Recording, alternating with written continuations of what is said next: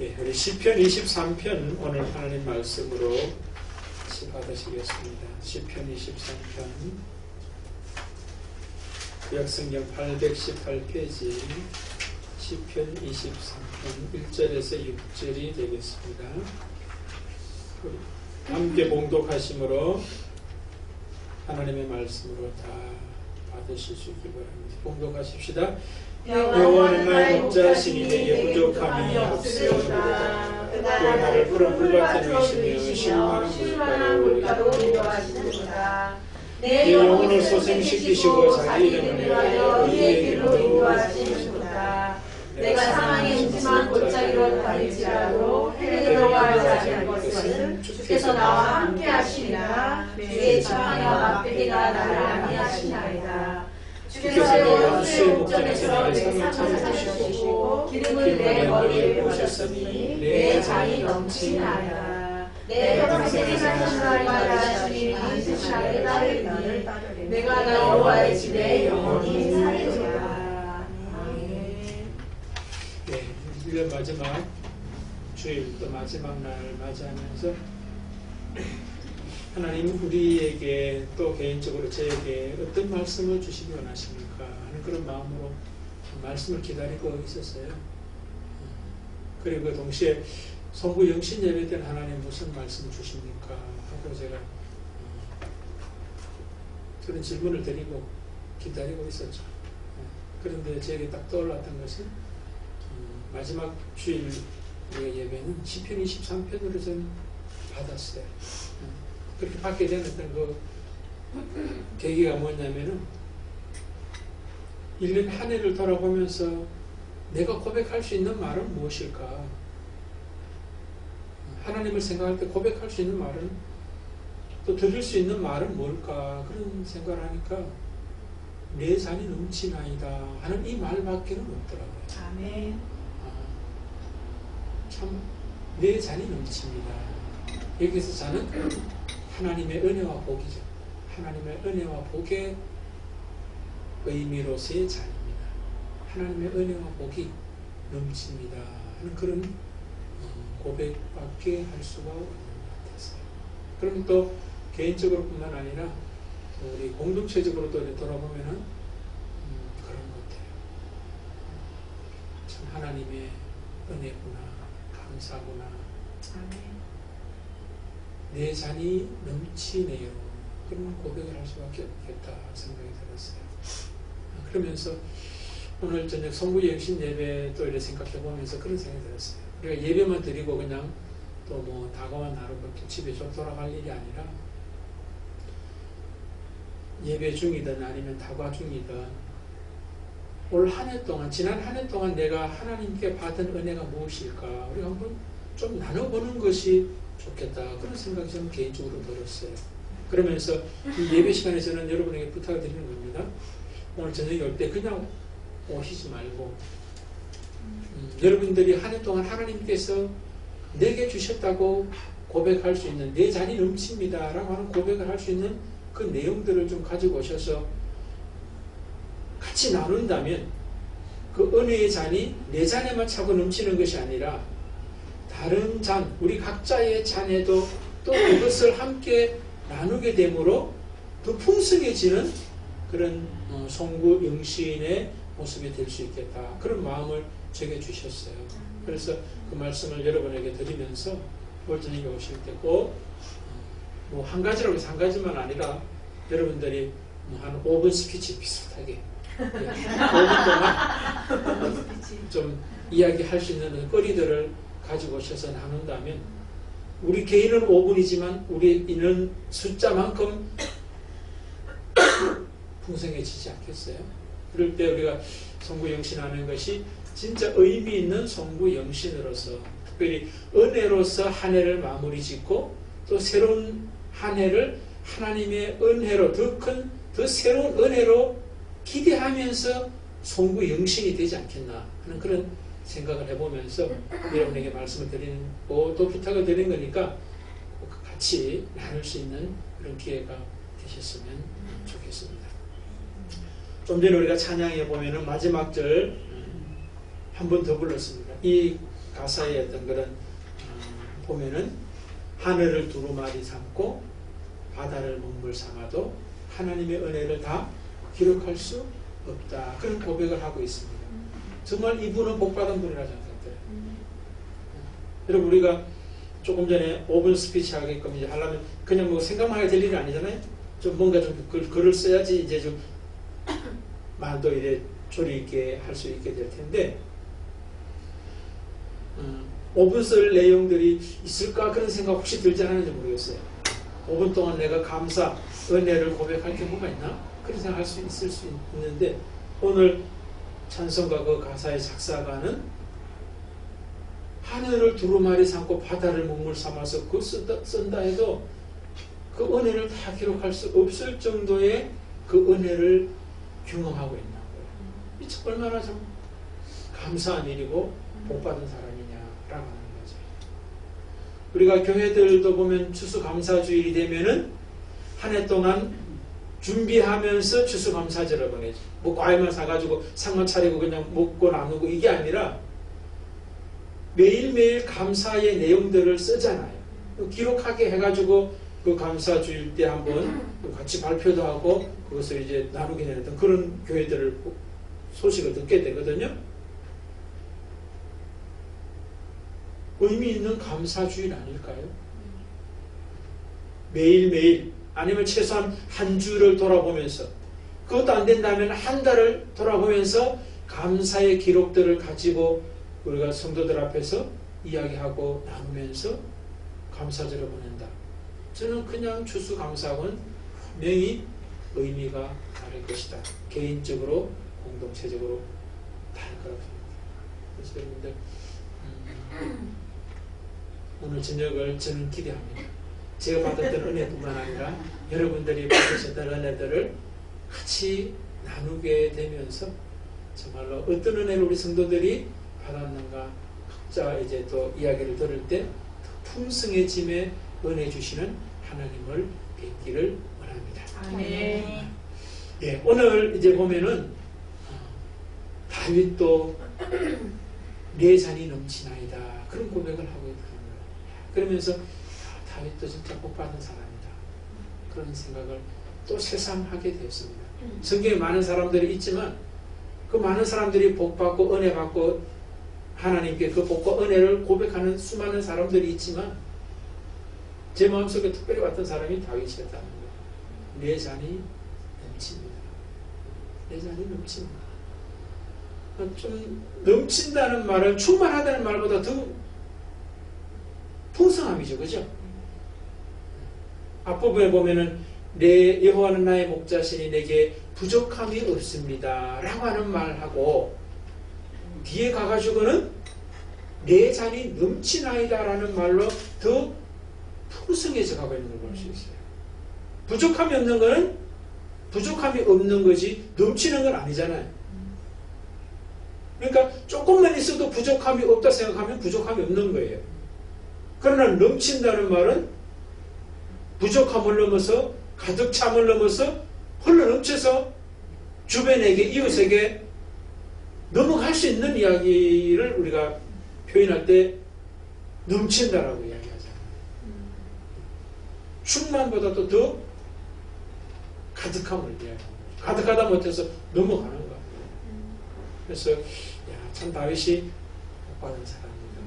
그런데 이 다윗은 무엇 때문에 내 잔이 넘치나이다. 내 인생에 내 은혜에 내 감사의 잔이 넘친다고 고백하는가 하는 것을 우리가 한번 살펴보면 우리의 삶 속에서도 나는 참 부족하다. 조금만 더 있으면 좋겠는데 조금만 더 있으면 좋겠는데 그런 생각을 하면서 살아가는 어떤 모습들이 종종 있을 수 있을 거예요. 물론 또 더 많이 있었으면 좋겠다는 사람도 있긴 있겠지만 더 많이까지는 안 바라고 조금만 더 있으면 좋겠다 그런 생각을 하면서 살아갈 수도 있다는 거예요. 그런데 그 조금만 더라고 말하는 그 사람의 모습에서 그 조금이 무엇이냐는 거예요.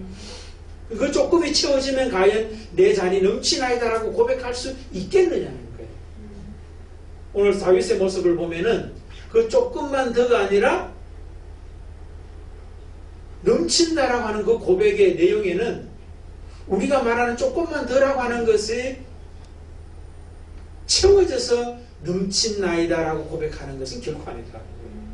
그러니까 일찌감치 우리는 뭡니까? 내가 조금만 더 있었으면 좋겠다는 내용들이 다윗과 다른 조금만 더라고 하는 것을 추구하고 있다면 일찌감치 내려놓으시기 바랍니다.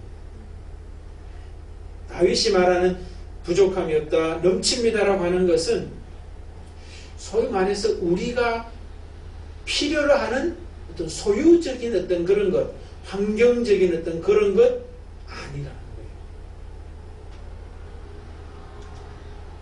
거예요. 여기 보십시오. 다윗의 어떤 모습에서 보면은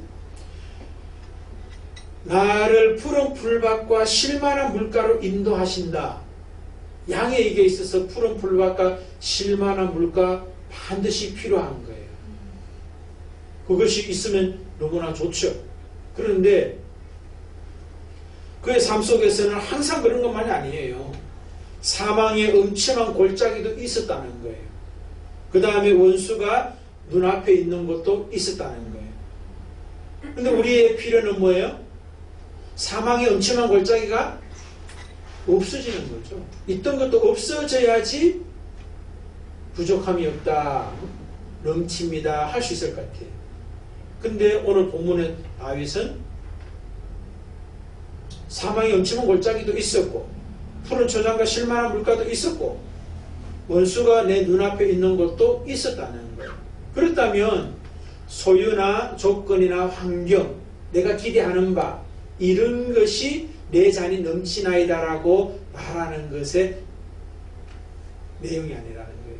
그것 때문이 아니라는 거예요. 그거에 상관없다라고 하는 걸 우리가 볼 수 있어요. 어디에서 볼 수 있냐면은 6절에 보면 이런 말을 하잖아요. 내 평생의 선하심과 인자하심이 반드시 나를 따르리니 내가 여호와의 집에 영원히 살리로다. 하나님의 집에, 뭐 1차는 성전이 되겠죠. 그러나 성전이라고 말은 껍데기로서의 성전이라기보다는 여호와의 집, 여호와의 다스림, 여호와의 통치를 받는 곳이다. 그렇게 볼 수 있는 거예요. 그러니까 하나님의 통치를 받는 모든 곳이 여호와의 집이다 라고 이야기할 수 있는데, 내가 어디에 있든지 하나님의 통치를 받는 그곳에 뭐가 있는 거예요? 평생의 선하심과 인자하심이 반드시 나를 따른다. 그러니까 푸른 풀밭과 쉴만한 물가가 있을 때도, 그 다음에 사망의 음침한 골짜기에도, 원수가 눈앞에 있는 그곳에서도 내 평생의 그 모든 순간순간에 여호와 하나님의 선하심과 인자하심이 함께하고 있었다라고 하는 것을 이야기하고 있는 거예요. 아멘. 그러니까 사망의 엄침한 골짜기가 사망의 엄침한 골짜기라고 하는 게 아니에요. 원수가 눈앞에 있는 것이 원수가 눈앞에 있는 것이 아니라는 거예요. 그것이 여호와의 선하심이요 여호와의 인자하심이 함께하는 사망의 엄침한 골짜기고 원수가 눈앞에 있는 것이라는 거예요. 아까 전에 우리 수행조사님 기도할 때 해석이 하나님의 어떤 그런 관점에서 해석하는 어떤 이야기를 잠깐 언급했잖아요. 굉장히 귀한 거예요. 바로 다윗이 내 잔이 넘치나이다라고 하는 그 넘침의 핵심은 소유나 환경이나 어떤 좋은 만남이라든가 내가 생각하는 대로 이루어지는 여기 아니에요. 핵심은 뭐냐면은 다윗처럼 모든 순간순간이 여호와의 선하심과 인자하심의 순간이었다. 또 그 사건이었다라고 하는 것을 알 수 있는 거죠. 그러니까 수현 집사님의 말로 하면은 해석이 바뀐 것이 넘친다라고 말할 수 있는 핵심이라고. 그러니까 우리가 이 세상 살면서 정말 내 잔이 넘치나이다라고 하는 것이 매 순간순간 일어나고 또 그것이 더 많아지고 풍성해지고 왕성해질 수 있는 것은 소유 뭐 이런 것들이 내 잔이 넘치나이다라고 하는 고백의 내용들이라면 우리는 내 잔이 넘치나이다라고 하는 그 은혜를 고백할 수 있는 감사를 고백할 수 있는 시간은 굉장히 짧은 시간밖에 안 될 거예요. 우리 인생을 살아가면서 만약에 100년 살면서 시간으로 따지면 그렇게 많지 않을 거예요.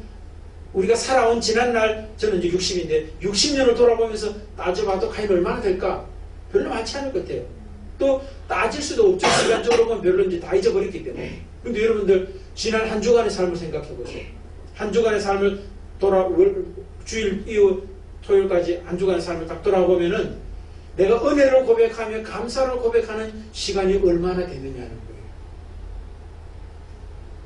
많다면 그 복받은 사람이에요. 매 순간순간 은혜를 고백할 수 있고 감사를 고백할 수 있다면 그 사람 진짜 복받은 사람이에요. 근데 그 복받은 게 뭐 건강해서 자식이 잘 돼서 소유가 많아지고 뭐 내가 생각하는 대로 이루어져서 여기에 그 내용들을 생각한다면 우리는 일생도록 어쩌면은 내 잔이 넘치나이다라고 하는 이 고백은 몇 번도 못 해보고 죽을 수 있어요. 그런데 사망이 엄침한 골짜기에 있어도 내 잔이 넘치나이다라고 고백할 수 있고 원수가 눈앞에 있어요. 그럼에도 불구하고 내 잔이 넘치나이다라고 고백할 수 있는 것은 내가 해석이 바뀌는 거예요. 내 생각이 바뀌는 거예요. 그 생각의 내용이 뭐냐는 거예요. 그럼요. 생각의 내용.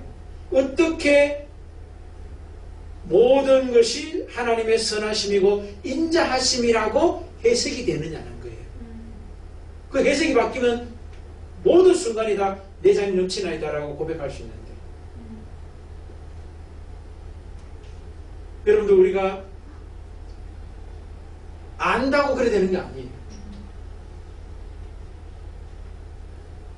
안다고 그렇게 되는 게 아니에요.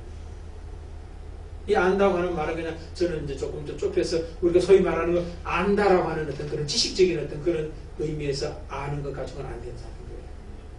지식이 내 삶의 체득이 체화가 되지 않으면 지식은 아무 소용이 없어요.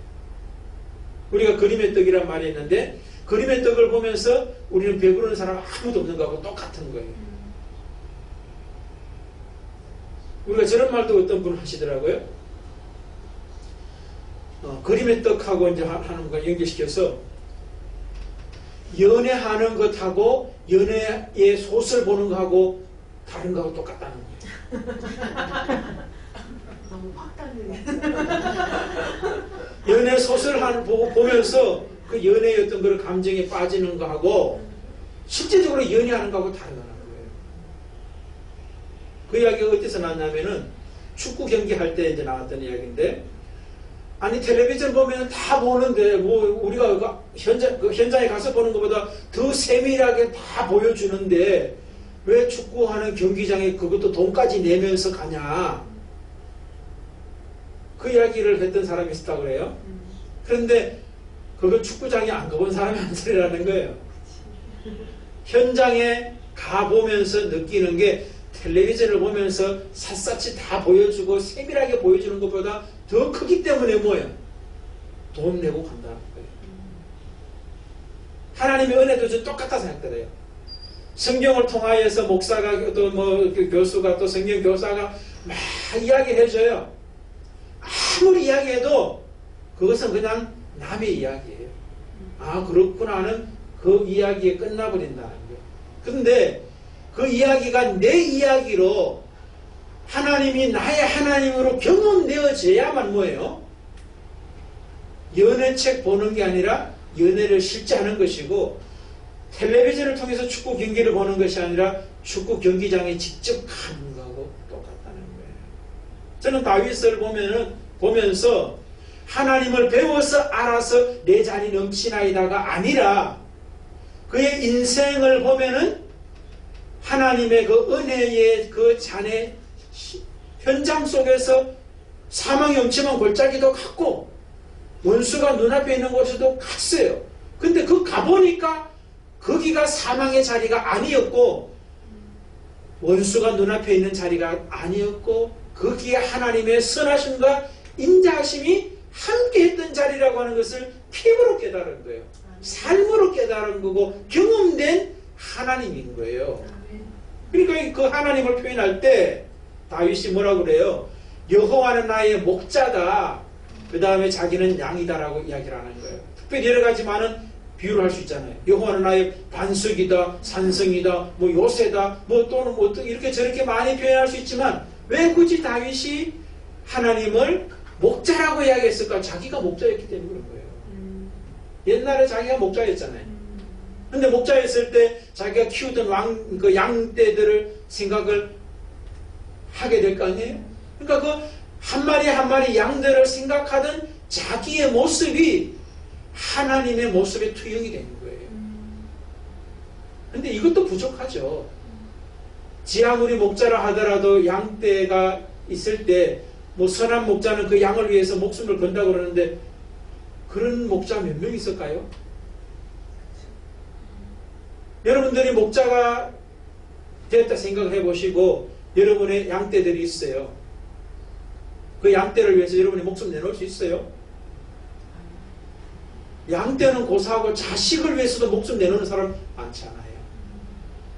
절정의 순간에 가면은 절명의 순간에 가면 자식도 나의 도구가 될 수밖에 없다는 것을 여러분 우리가 깨달아야 돼요. 그것이 역사예요.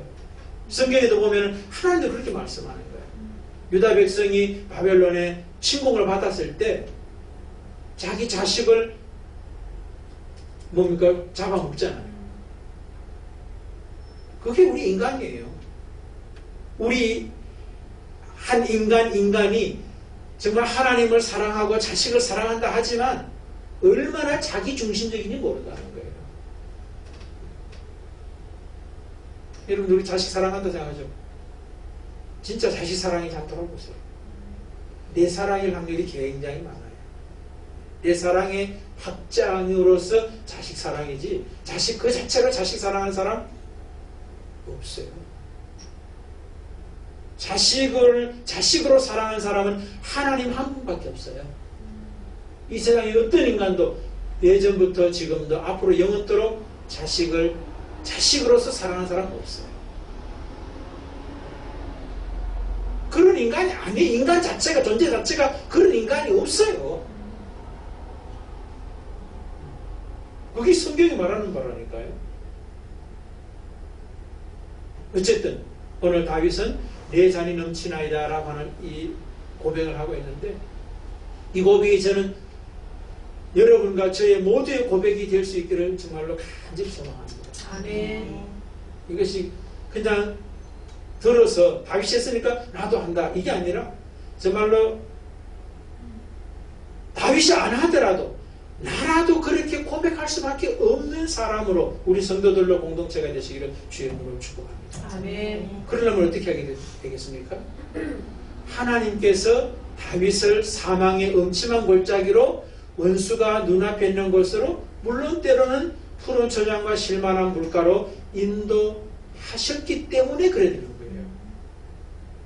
그러니까 다윗과 같은 고백을 할 수 있다면 정말 복 있는 사람인데 그러기 위해서는 우리도 사망의 음침한 골짜기로 하나님이 보내셔야만 그 일이 가능한 거예요. 우리도 원수가 눈앞에 있는 곳에 보내심이 있을 때 그 고백을 할 수 있게 되는 거예요. 그 자리에 안 가보고는 그런 고백은 할 수 있을지 모르지만 그 고백은 다윗의 고백과 다른 나의 고백일 뿐이에요. 그냥.